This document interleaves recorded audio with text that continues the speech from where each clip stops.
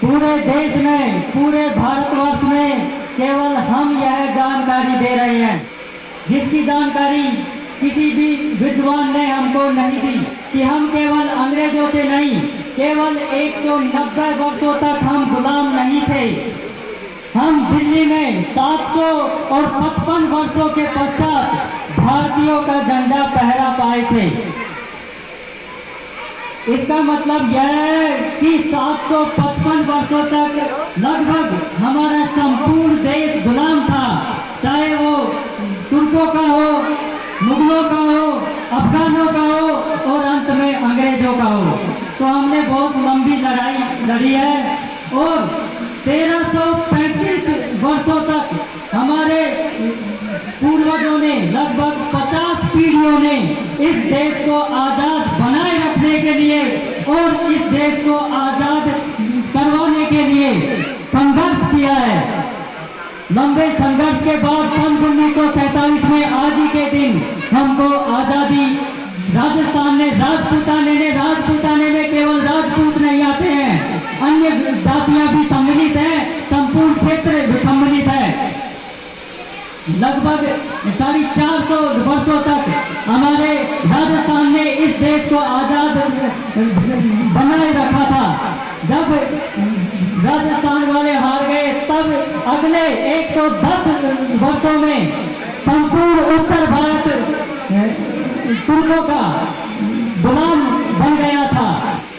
महाराष्ट्र से छत्रपति शिवाजी महाराज का उदय हुआ और शिवाजी महाराज के मराठाओं ने इस देश को मुसलमानों से आजाद करवाया। मुसलमानों के पश्चात दुर्भाग्य रहा हमारा कि हम अंग्रेजों के गुलाम हो गए। तब पूरे, जैसे कि हमारे माननीय मुख्यमंत्री जी भजनलाल जी कहते हैं कि आजादी की लड़ाई हमने कांग्रेस के नेतृत्व में लड़ी थी, ये बात 100% सत्य है।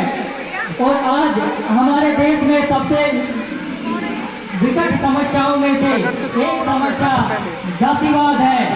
और जातिवाद में न जाने क्यों, वो तो दूसरे नंबर पर लगभग सभी जातियां ब्राह्मणों के खिलाफ जहर उगलती हैं, जबकि अंग्रेजों के लड़ाई में वैसे योगदान हमेशा से रहा है, लेकिन अंग्रेजों से लड़ाई में जो पढ़ा लिखा वर्ग था, जो उच्च वर्ग था, उसमें राजपूत भी थे, वैश्य भी थे और ब्राह्मण भी थे। इसके अलावा कुछ और वर्ग भी पढ़े लिखे थे, शिक्षित थे। लेकिन आजादी की लड़ाई में ब्राह्मणों का योगदान सबसे अतुलनीय रहा था।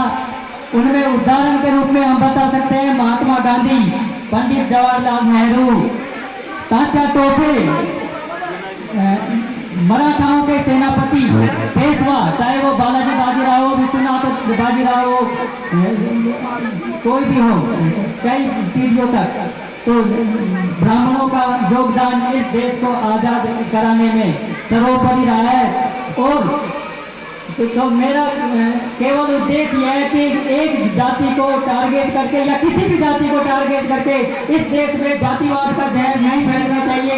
ये हम नई पीढ़ी को सोचना होगा।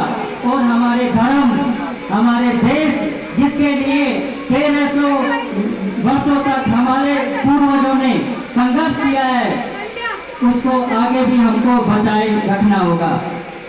हम ये नहीं कह सकते कि आज के बाद हम गुलाम नहीं हो सकते। हमारा पड़ोसी तिब्बत, जो कभी भारत का हिस्सा था, आज चीन का गुलाम है।